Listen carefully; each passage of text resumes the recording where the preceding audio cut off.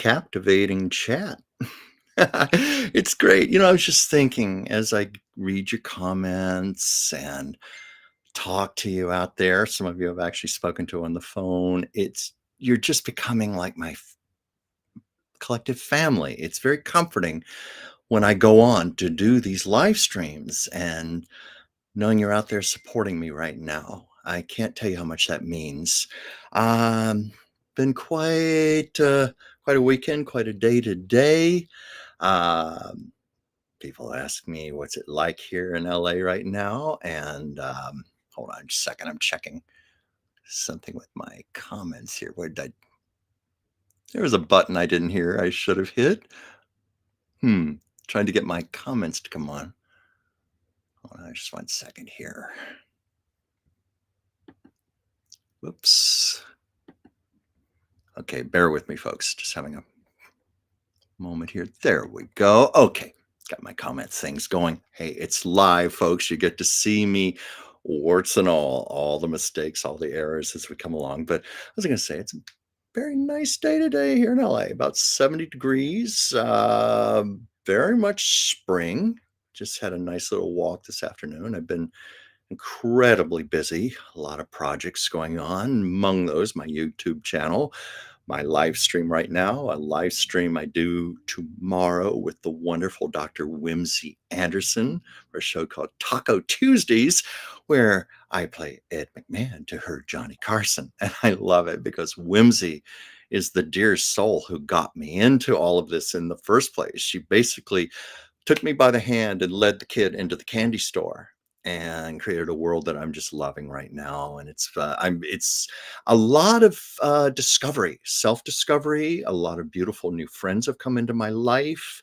Um, it's a feeling of a new purpose in my life right now that I don't entirely understand, but I'm a big believer in we don't have to consciously understand everything. It's out there in the universe. We have our guides, we have our angels working behind the scenes, so to speak, a lot of little wheels turning. And I suppose my job, all of our jobs, is to be able to be receptive to channeling and receiving this, and then having the responsibility of acting upon it. Today, this is my second live stream today. Earlier, I had the beautiful privilege of appearing on my good friend Joyce Petrus's channel, Mystic Soul Insights. Joyce is a gifted, just 1 second here. Okay, I was checking. I had a message pop up on my phone from my manager, Debbie, and there was one time she said, Chuck, you're not on the air right now. Everything is okay. But anyway, I had the great privilege of appearing on my dear friend Joyce's show, Mystic Soul Insights. And it was with my beloved friend, Anastasia Pavlov. And I'm sure you know Anastasia by now. She's been a guest on this show. We did a live stream together on Oscar Sunday during the red carpet because we just thought, oh, let's see if we can channel Joan Rivers. Let's see if we can um, have some our own little barbs, sharpen our knives. And we were actually praying for some bad couture, and the bad couture gods definitely smiled on us, as that happens every year. I swear, sometimes when I see these stars on the red carpet, I think, is your stylist playing a practical joke on you? Like, talking you into this, like, oh, take my word for it, just trust me, it looks fabulous, just looks fabulous. Well, are you sure? Trust me, trust me. It's like that. It's like, what are people thinking? Some of the things they wear, but that's a whole other thing, and that's over with now for another year. Award season is over here in Los Angeles, mercifully. Downtown Hollywood, 15 minutes from where I live, is back to quote unquote normal, as normal as it's ever going to be. But they do all of these street closures the week before and for a few days after the Oscars. So around, especially a couple of blocks of Hollywood Boulevard, you may have seen some of my videos, but they also do random street closures that are not announced for security reasons, but it just creates all kinds of chaos, because When you have even little thoroughfares blocked off like that in a major cities during rush hour, it spills over into all the other streets. And anyway, I'm glad I don't have to be a part of that. And it was hard enough just to go into Hollywood just to tape all those shows for you, to do all those segments. Um, it was a yes, Debbie, it's Mendy again. It sure is my favorite place to be right now. Um, yeah, it was I lost track. I think it was somewhere between 30 and 40 videos I put up in a 5-day period. Plus, I did 3 back-to-back live streams. So, my adrenals were a little blown. I was a little tired. I was feeling it afterwards. So, what I've been doing with my own channel. Of course, I always make new material, but I have been reaching back into the archives, putting a few pieces up again, maybe putting a new titles, new spin on it. Hey, Joyce. I'm getting back to talking about you in just a moment here. But I've been putting things up because many of these early videos were when my numbers were very small, like 30, 40 people. Now I'm up to I think it's like 1,160 right now. So I figured a lot of people have not seen these. So why not put a few things up? And that takes a little pressure off for me, helps me to recharge so I can make some new things for you. But anyway, I was getting back to saying I did Joyce's show today at noon with my dear friend Anastasia Pavlov. So we've now done 3 live streams together. But it was a suggestion. Oh, yeah, Debbie said 1166. Well, let's see if we can get that number up even higher. And I thank you all. Thank you for being my subscribers. It means a lot to me. I appreciate every single one of you, and I really mean that. But I had suggested this to Joyce. She did a relationship chart for me. This is private. I'm not going to go into it, but for myself and someone else. Um, and it was so helpful. And I said, well, I would like to know why Anastasia and I'd like to see how it shows in the stars, why we are so close, why we have such a communication with each other, this unspoken bond, like siblings, but there's like a telepathy between us. So we sat down today, and through Joyce's generosity, she did do a compilation chart of the two of us, and we were both just like, whoa, whoa. She was just confirming one thing after the other.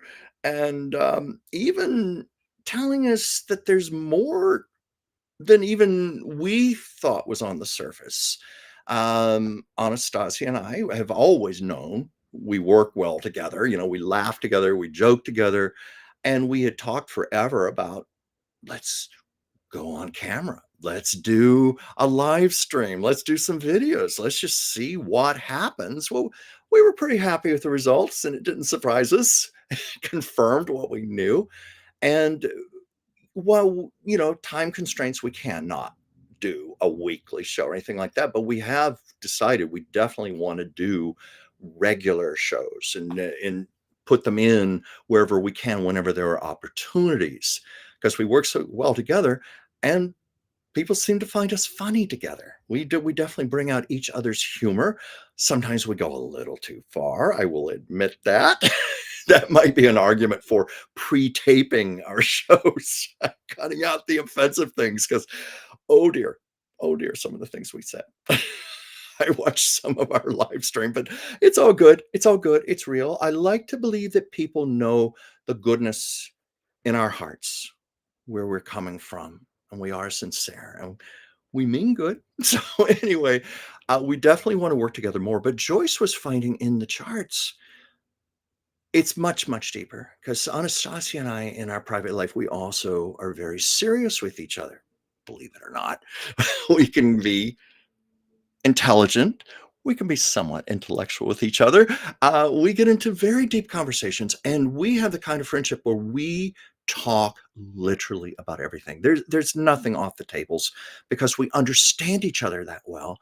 And it was being pointed out in our chart that we have a great purpose, possibly in taking these experiences we've learned and passing them on to others. Hence, a higher purpose. So this was very exciting to me. And I will admit, while I was on camera, I even got like a whoa, that's intense. That's amazing. I felt a bolt of lightning there. So Anastasia and I are very stoked up. What we don't know where we're going with all of this, and it goes back to what I was saying, how the universe just guides and takes us, and we just have to trust that and follow it. So let's see what's going to unfold. Um, I also did a two-part interview that I'm very proud of with my other good friend here, Pam of Pomona Remembers. And it was a discussion about what it's like to grow up as an artistic child, a creative child, an intuitive child. And frankly, a lot of us have at least elements, if not full blown ADHD. Our brains are wired differently. Our perceptions of the world are different. Now, as adults, many of us learn how to rein this in, control it, so we can function in what can at times be a very left brain world for us right brain people. But as a little child, I certainly didn't have the tools. I didn't know how to handle it. I certainly didn't know who I was other than just what I was experiencing in the moment. And so I often got put down for it and frankly got called stupid a lot as a child. My mother's school teachers who just couldn't understand me. And then we talk about this in great depth in the interview. And I think we said some important things because we're not alone. And I found this out when I went to college because I went to a school of the arts. Once I got away from my little tiny town in Virginia, but frankly, a lot of people did not understand me. And we certainly had nothing like a school for the gifted or anything like that. I know that sounds audacious, say school for the gifted, but basically those were schools where teachers know how to teach artistic children. Most of my teachers did not, hence a very difficult, complicated childhood. And hey, Pam, I see you're here. And welcome aboard. It's beautiful. And Joyce, yes, it was incredible. So, some really profound things came up in the interview. And I was saying to Pam, we obviously have our plans for our channels. My focus here is my great, great love of old Hollywood, my great passion. I love Lucy, Hollywood industry news. I live here in LA. I'm on the pulse of it. I've met many, many celebrities. I have a lot of stories. Pam has her own directions with her show. Joyce has her directions. But what I'm getting is it's going much deeper for all of us. And we're starting to make these discoveries as we're walking down the path and going. And I'm going to be thrilled to see. Hey, Anne, thank you for joining. Um, I'm anxious to see where we're all going to take this down the road. Joyce, Pam, and I are all managed by Debbie Brady. We like to jokingly call ourselves the Brady Bunch because that's almost what it's like. And you should see us when we do our joint meetings with the little squares. It's almost like the Brady Bunch squares, only it's four of us right now. But yeah, I think some wonderful things are here because the thing the three of us have in common, well, four of us, Debbie's very much on board with this, is that we see ourselves as light workers. And we're looking at the higher good of what we can do for people.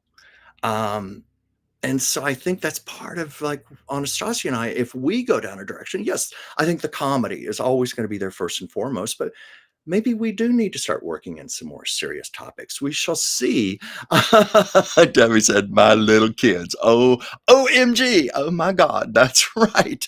But anyway, I was thinking about some topics for today. Um, I'm learning to not over prepare and just be in the moment. Uh, I used to worry about what in the hell am I going to talk about for 30 minutes? I thought, how am I going to come up with 10 minutes? Well, last week, I think I went to close to an hour just talking off the top of my head, talking about things that I love and I care about. And today, there was something I did want to address. Maybe this is a little more Serious? I've been doing this since July, this channel, posting videos. I would say 97, 98% of the feedback I get, comments are highly positive. I was warned there will always be the trolls, the people are going to put you down for your parents, make nasty comments, insulting. And frankly, those are people looking for a dopamine release. So I do my best to just not respond to those. That's the best way to handle them. I've been advised. There was one time I responded. I got a little nasty, but I got that out of my system. I learned my lesson. But in this case, I feel it's constructive that I bring up something. And for the first time, I got attacked. Maybe attack is a strong word, but people came down. There were 3 people came down very hard on me for a story I did, actually saying I was spreading false stories. Someone said, "You don't know what you're talking about, and it's sad that you feel a need to do this." I mean, comments like that I can't just let roll off of me, and the reason is because that attacks my integrity. That I my my honesty, my truth, because I am very careful when I do these videos. See, I care about integrity. I care about honesty. I care about getting facts right. I care about authenticity. That's deeply important to me. And so when someone is accusing me of not doing that, that's where I'm bothered because I feel like that chips away at my overall integrity for other stories. That's why I wanted to just address it just briefly here. I have written comments to each of the people. And by the way, I was very professional. I stuck to the facts. But my story, you're probably wondering what it is. I should have mentioned it up front. It was my story about um, Vincent Minnelli coming to Lucille Ball and Desi Arnaz during the production of Long, Long Trailer and saying he was worried about what he was going to do about young Liza's care while he had to go to Europe to make a movie for many months. I think it was quoted 9 months for the movie Lust for Life, which ended up being made in 1955. In 1953, when the summer they were making Long, Long Trailer, he probably was aware this was coming up. I don't know. I haven't been able to find all the facts, but believe me, I really did my best to further investigate this because I wanted to be able to substantiate my story. People saying that, well, this isn't true. Why are you making up stuff like this?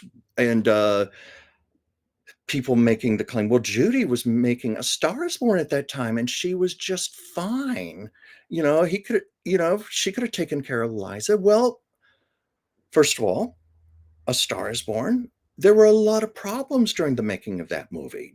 There are production records that still exist as evidence that Judy missed a lot of days of production due to, um, God bless her. I love Judy, but there were pill addictions, alcohol issues, weight fluctuations, health issues. According to George Cukor, she even had hypochondria issues. Anyway, all of this contributed to delaying the production of A Star is Born and driving up the cost.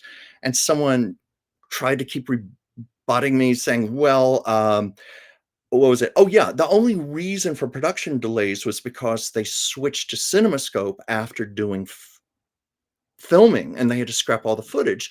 Well, I checked into that. It was not that much footage that had to be scrapped. A few days. And oh, Sarah, hi. Oh, yeah, it's a good story, but don't worry, there'll be a replay of this. But anyway, I get back on my train of thought here. There were a few scenes shot. They shot about 8 days of her big number, The Man That Got Away, which is like masterful. That was shot in standard screen format, standard 3-strip Technicolor, the old, the ratio screen. Well, they made the decision to switch to widescreen CinemaScope because they saw what a great. Yes, Debbie, my phone is off. It's my computer.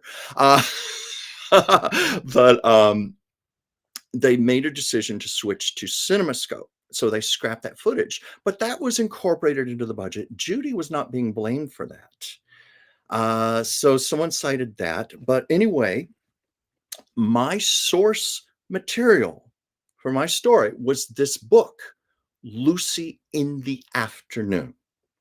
And it was written by a friend of mine, Jim Brochu, who spent there's that afternoons with Lucille Ball during the final months of her life. Lucy loved to play backgammon. And she was at a point in her life where she was something of a hermit. A lot of her friends were not around for her. Um, for whatever reasons, Lucy felt people didn't want to watch her perform anymore. A lot of that had to do with the failure of her final sitcom, Life with Lucy. Uh, yes, I was reading Sarah's comment here. Yeah, we're all hot messes in our own way. Um, because of Life with Lucy's failure, they shot 13 episodes. Only 8 episodes ever aired. It was a critical disaster. It was a ratings disaster. By the way, I had the great fortune of sitting in the audience for the filming of one of those, but that's a whole other story. Lucy was very depressed, very lonely, which was ironic because there was a poll taken, a Gallup poll was taken. Who are the most beloved people in the world? Who are the most beloved women in the world? And first was Mother Teresa. This was back in 1989. Number 2 was Princess Diana. Number 3 was Lucille Ball. Literally, proof one of the most loved women on the planet Earth. And here she was, lonely, sad, convinced nobody wanted anything to do with her. And she just wanted to play backgammon with her friend. And Jim said she just started opening up to him and telling her stories. Now, I know this, you may say, well, that's his word against yours, but he also kept the audio tapes of their phone conversations. And if you remember back in the 80s, answering machines, when they were cassette tapes, and sometimes if you didn't turn it off, it would keep recording. Well, Jim has come forward with this. He's admitted it. I know it's controversial. In fact, he recorded phone conversations, but nonetheless, a lot of the quotes in this book are on those audio tapes, and he let me listen to the audio tapes. So I got to hear Lucille Ball say these things. I heard it. So I know the book is true, or at least I know what I heard was true. But there was a part here. Let's see, where was it? She told the story about how Vincent Minnelli asked. He said he didn't know what to do with young Liza, and he didn't feel comfortable leaving her with Judy because of all of her problems. And Judy said she would take Liza, and the quote was in here in the book. Lucy said, "I'm going to read this here. Vincent was a great director. It was Judy who was making him crazy. Judy made everybody crazy. They were already divorced, but Judy was going through one of her crazy times." Again, I'm quoting Lucy here. "God, that woman was impossible. Vincent was trying to take care of Liza, and Judy wanted her. But Judy was so drunk and so full of pills, he didn't want Liza to be with her. It was a mess. So I took her." And Jim Brochu proceeded to say, "What do you mean you took her?" And Lucy said, it says here in the book, Lucy looked at me exasperated and said, "I mean, I took her." "Well, I didn't steal her, if that's what you mean. Vincent didn't think Liza should be with her grandparents, and he knew that Judy was in no condition to raise her. So I said I would take her. We had 2 kids who were younger than Liza, but I told him that if I could take care of 2, then I could take care of 3. He grabbed my hand and just kept saying, 'Will you? Will you?' And Lucy went on to say, Liza was with us almost a year." I'm quoting Lucy here. And then she said, "She's a good kid, wild but good." And Lucy went on to claim that Judy wasn't a good mother. And again, those are the words of Lucille Ball as she spoke to Jim Brochu. And that's what I based my piece on. So I answered each of these people quoting this book. And apparently people don't read comments because I had to quote it several times. But I just wanted to bring this up because it's very important to me, my integrity. I make mistakes. I'm the first to admit that. And if people can present the reasons to me in a constructive way, believe me, I want to hear that so I can set the story straight. So I've written these people saying, okay, you know more about the story? Maybe you know Liza herself. Tell me. Let's talk about it. Let's put it out there. But anyway, I just wanted to bring that up because that was something that bothered me. And I thought, because I think of you out there as my friends. Sorry, I don't know why people are sending me messages now. My computer keeps dinging. Anyway, um, I just bring that up because I think of you as friends. And I just thought it's something I wanted to talk about because it bothered me a lot. Because I care deeply about what I do. And I want you to know I go to every length I can to be accurate with my stories. And I thought, well, okay, we love talking about Lucy. And I thought, I got to have a better story than that. Because that's kind of a little bit of a negative Lucy there. But what is this here? I was reading some comments here. I always thought Lucy and Judy were friends. Well, Sarah, it is true. They were friends. They had a good friendship back in the MGM days, back in the 1940s. And there is even a wonderful picture of when Judy Garland was doing her show at CBS. And I wish I had it here in front of me right now. There's a beautiful picture of Judy and Lucy, cigarettes in their hands. They are just laughing.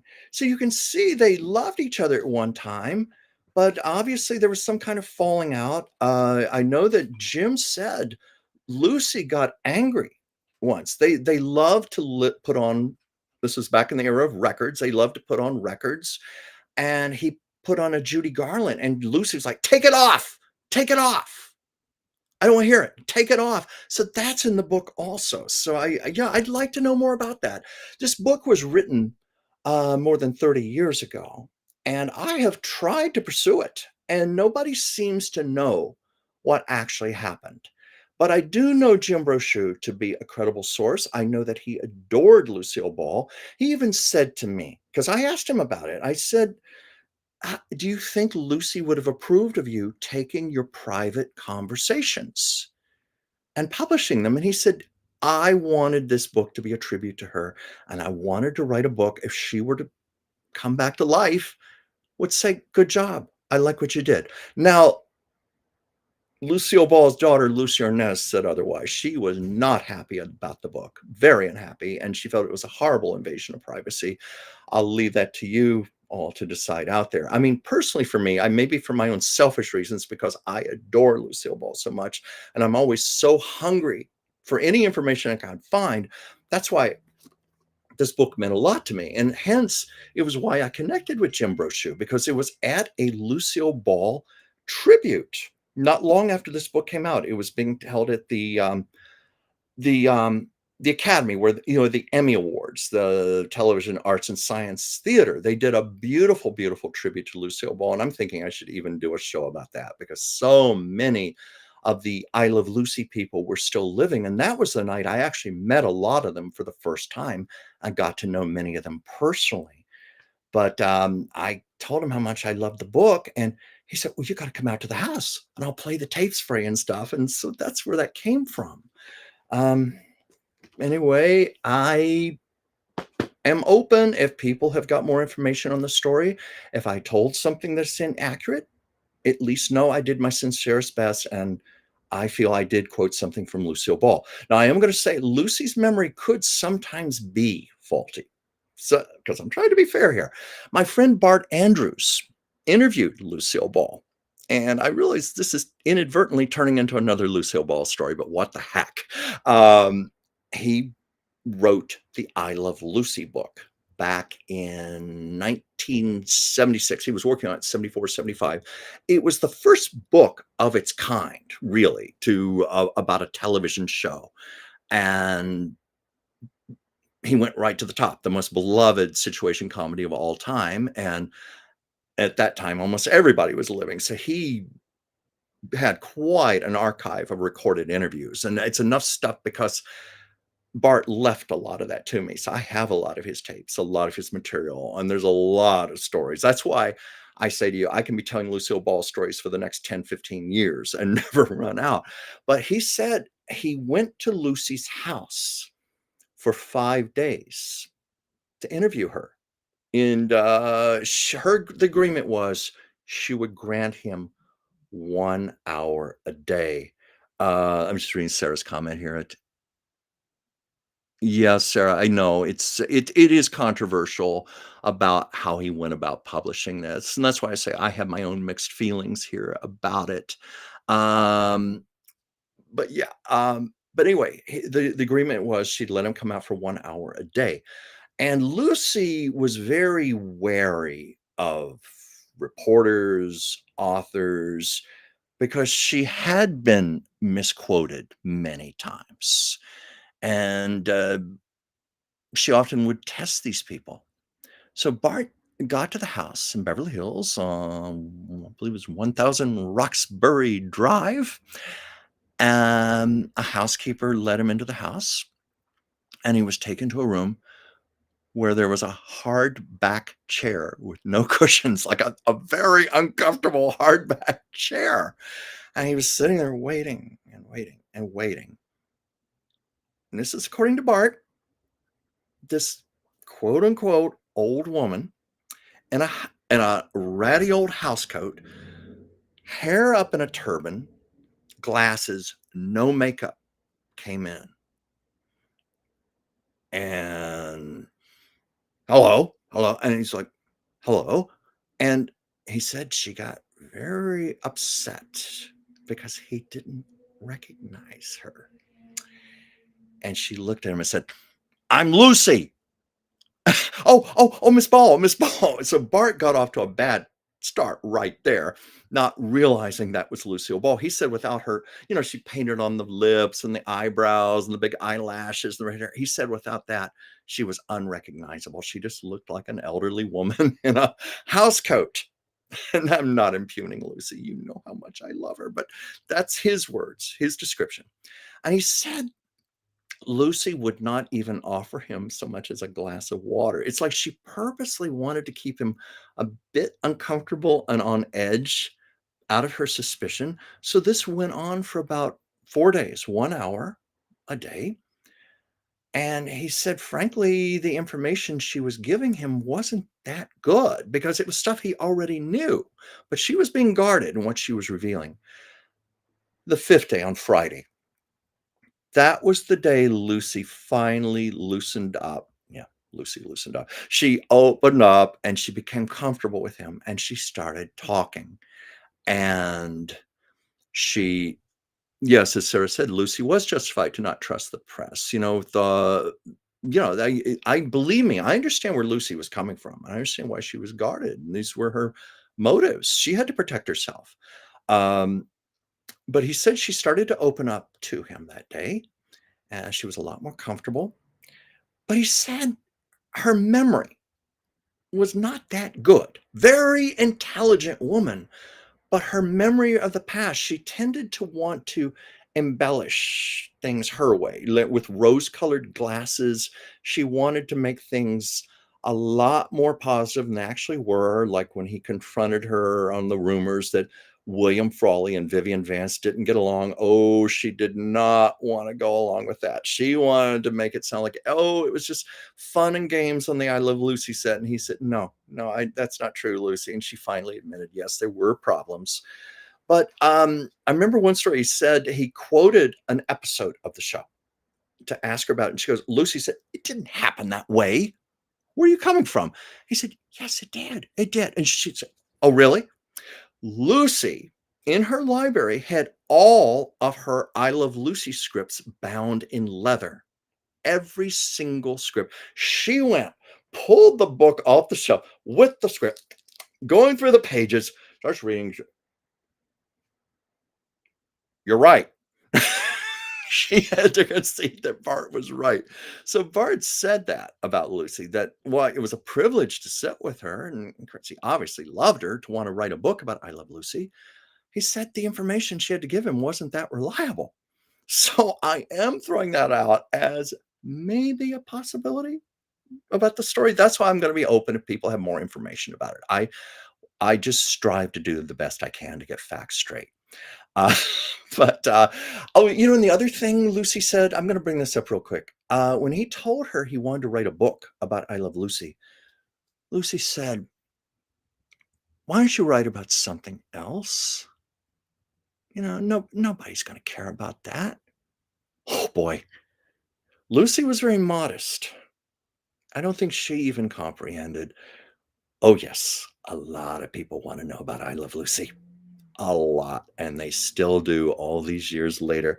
But anyway, okay, we're going over a little bit here as I tend to do, but I was gonna tell the story about what I discussed in one of my newer videos the other day.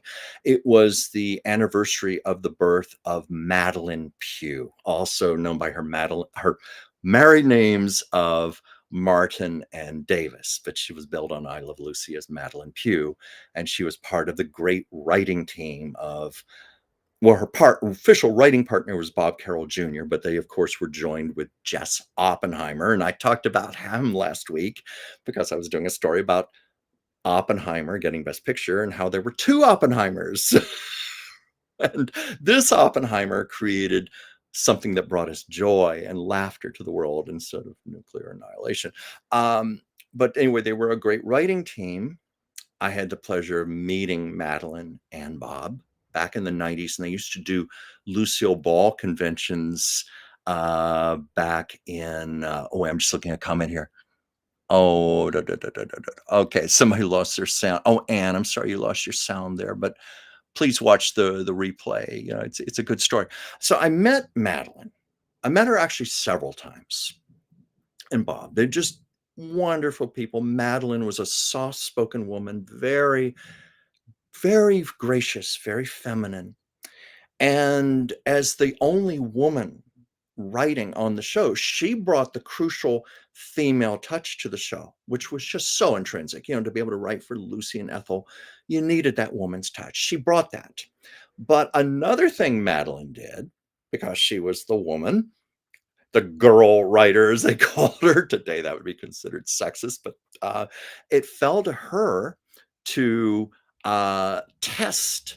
pre-test all of the shenanigans and stunts they were going to ask Lucy to do, because they figured Madeline was more expendable than than Lucy if something went wrong.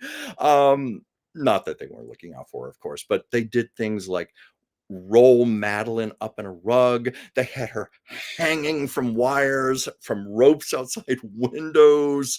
That episode where Lucy had to disguise herself as an upholstered chair, Madeline had to put the slipcover over her and practice with it. Every physical bit had to be pre-tested because they knew come the day of the script read, Lucy was going to say, "I can't do this. Are you out of your mind?" And they could just say, "No, yes, you can, Lucy. Madeline already did it." So I asked Madeline about that. You may recall that episode where Lucy got doused, where they poured water over her and eggs and coffee, and the worst, they poured honey over her head. Oh my God. Every time I watch that episode, I just think poor Lucy. But I said, "Madeline, did they have to pour honey over your head?" And Madeline, she laughed and said, "Thank God, no. They didn't make me do that one." So that was the story of meeting Madeline one of the first times. And I also got her and Bob Carroll Jr. and William Asher, the director, to sign my script for Job Switching, which is better known as The Candy Factory. She and Bob Carroll Jr. were a great writing team. They ultimately wrote over 500 television scripts. No, wait, have that reversed. 400 television scripts, 500 radio scripts. And it all began when Lucille Ball was doing a radio show. And what's Sarah say? Wasn't that the episode filmed the same night as the Emmys that year? Are you talking about the Candy Factory episode? I'm not sure about that. I'd have to look up my dates there. Um, I lost my train of thought here. I shouldn't have gotten off of that. What was I saying? Um, let's see. Candy Factory. This is embarrassing. I lost my train of thought. Um, Can someone prompt me? What was I saying? But, um, oh, yeah, yeah, 500, radio scripts, and it started with the radio show. Yes, a little brain fart there. The radio show when Lucille Ball was approached by CBS to do a radio show called My Favorite Husband. Bob and Madeline wrote the first 10 episodes of that, and the show was frankly not doing that well. And that's when Jess Oppenheimer was brought aboard. I told that whole story last week, so I don't need to tell it again. He was brought aboard, and that's how they formed a team, and many of those radio show scripts were later used on I Love Lucy, especially the first year of the show.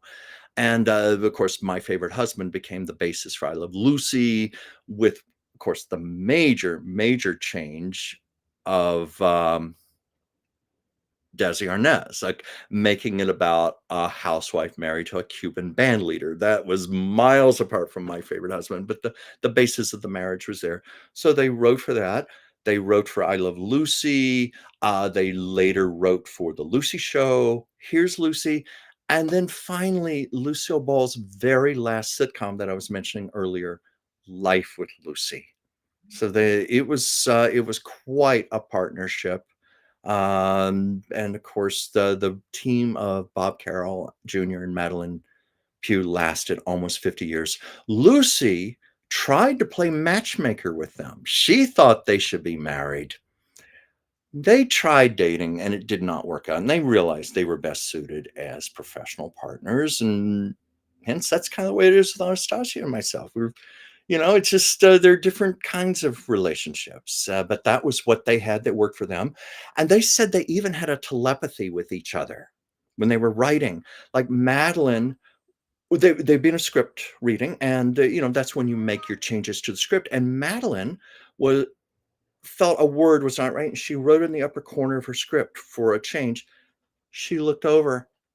Bob had written the exact same word in the upper corner of his script also. They just got that with each other. And she said she could not recall a time they ever argued, which we all know that's incredibly rare, especially for creative people. Creative people can be very temperamental. Take my word on that. Um, let's see here. I was just looking at a comment here. Let's see, which test footage were you talking about here? Let's see. Someone said they'd like to see that test footage. I'm not sure which test footage you're talking about. Maybe you can elaborate on that before we sign off here. Um, did Bob and Madeline say why they recycled many plots with Lucy shows? It seemed like such a waste. They had such a great writing talent. Um, no, no, and I talked to them both, and I also saw symposiums that they conducted with audience questions and answers. Maybe people were afraid to ask a question like that because nobody wanted to insult them. But truthfully, I agree with you there.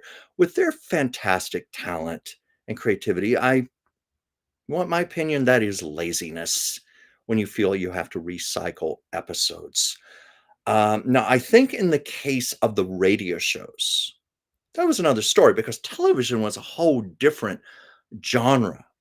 And I have recordings of all those radio shows, and you can compare them to the televised episodes. There were enough changes made to where the television scripts stood as their own entities, but definitely a lot of material, a lot of jokes were recycled, but it worked in that case. Because let's face it, most people to this day have never listened to an episode of My Favorite Husband, but they sure know the first season of I Love Lucy. Also, the first year of I Love Lucy was an astounding 35 filmed episodes. Now, that is enormous. We're in an era now, well, for many years, a television season was about 20 to 24 episodes. Now we're getting to what, like with series on streaming channels and stuff, where you're lucky if you have 8 to 10 episodes. So imagine doing 35 back-to-back episodes and having to write that many episodes. So I can see where it was actually a good head start for them to have those radio shows, those scripts to adapt. It made a very glorious first season come to life. And also, you got to factor in all the visuals that came to enrich those scripts that were not possible on radio. Um, but what was wait, I'm reading comments here. Or was it Lucy wanting to repeat the good memories of I Love Lucy? Oh, yeah. Yeah, I think so. That's definitely true. That was an observation Bart had to me about how she wanted to look at it through rose-colored glasses, and she wanted to put a positive spin on everything. Um, I'll even tell you this, he did a second version of the I Love Lucy book a few years later, and he wanted Lucille Ball's endorsement. And Lucy said, "I will only endorse the book if you take all of the negative stories out of the book." And Bart had a real quandary there because, he knew they were true, and he knew it rounded out the story and gave proper perspective. But at the same time, he had to weigh that with, well, I want Lucy's endorsement on the book, her approval. So he agreed to her terms. And incidentally, he was on Lucy's good list for a while of friends. He was on her Christmas list for a couple of years. One year she sent him a little silver trace engraved "Love Lucy and Gary," and another year it was a little silver cup engraved "Love Lucy and Gary." And I have those. I don't have them handy here. If I'd known I was going to talk about that, I would have pulled them up, but I will maybe show them at another time. Thank you for the suggestion, maybe for a video. But Bart also did a third book with Lucy called Loving Lucy, which is basically a coffee table picture book with some text. And Lucy adored that one. And I don't blame her because it is a beautiful book. So, anyway, I got off track there. I hope that covers everything that I was going to talk about. Yes, I was talking about the radio scripts being adapted. And one of the things I was going to say, one of the reasons Lucy wanted Bob and Madeline and Jess to write I Love Lucy was she said, "You guys write visually anyway, so you're just perfect for television." And speaking of Joyce Petrus, the gifted astrologer, this is a show that we have thought about the astrology of I Love Lucy, because I was making the comment to her about how all of these unbelievable elements came together so seamlessly and so perfectly to create this show. And I would love to see sometime how the premiere of that show, the first day of filming, some of these dates, how that shows up in the stars in the sky. So that's something we may ponder for a future show, right, Joyce? Um, but anyway, I love talking about Lucille Ball, as you know, and I figured, well, okay, I got some topics for today. And as I see, I have gone over to the 47-minute point. So I think I'm going to have the good grace, unless anybody has another comment there. Let me see if there's anyone I missed. Yeah, Sarah, they did not address why they recycled so many plots. Oh, I will tell you this. This is something I want to bring up. Someone in the audience did ask about all the inconsistencies on the show. Like Ethel's middle name kept changing. The address of the apartment kept changing. The number of years the Mertzes had been married kept changing. I think even the number of the years the Ricardos had been married. I mean, there were just all these inaccuracies and fluctuations. And Bob and Madeline said, well, honestly, we didn't know the show was going to be playing all these years later. And we weren't thinking about syndication. And we weren't thinking about how this was all going to be like a big body and people were going to watch and catch all these mistakes. So that they did admit to that much. But yeah, if they were both alive, I'd like to ask them that question, why they recycled so many scripts, other than, I guess, the obvious answer. It's easier. It's easier, and the hope that maybe people won't notice. But as we well know, people do notice things like this, all the recycling. But I forgive it because ultimately we have I Love Lucy. We have some of the greatest sitcom episodes ever. It continues to make us laugh, bring us joy. It continues to heal us. We continue to evolve with it. it's going 72 years now and still strong. It's played all over the world. So we can forgive Bob and Madeline a little. Let's see. Did any other comments here? Sarah and Chuck, there's a book there if it hasn't already been written. Yeah. Oh, yeah. There's a lot I could say because I need oh, yeah, about the astrology. Yeah, the astrology. Yeah, Joyce, we've got to talk more about this. Yeah, I think that's what they were referring to about the book about this. Yeah, there's a lot more. Yeah, and that was from Debbie. Um, I tried my own book once. That's another story. I almost got it published, but with the word almost. Um, but I do love doing these shows, these live streams. I love making my videos. I care deeply about them, and I care deeply about being accurate because I owe that to you. So anyway, we are now at the 50-minute point. I'm going to thank you very much for joining me. Please come here again next week for more of Chuck's captivating chat. Please like and subscribe my channel, Chuck's Captivating Chronicles. There's another channel that my little Siamese cat Sasha has, Sasha's Siamese Secrets.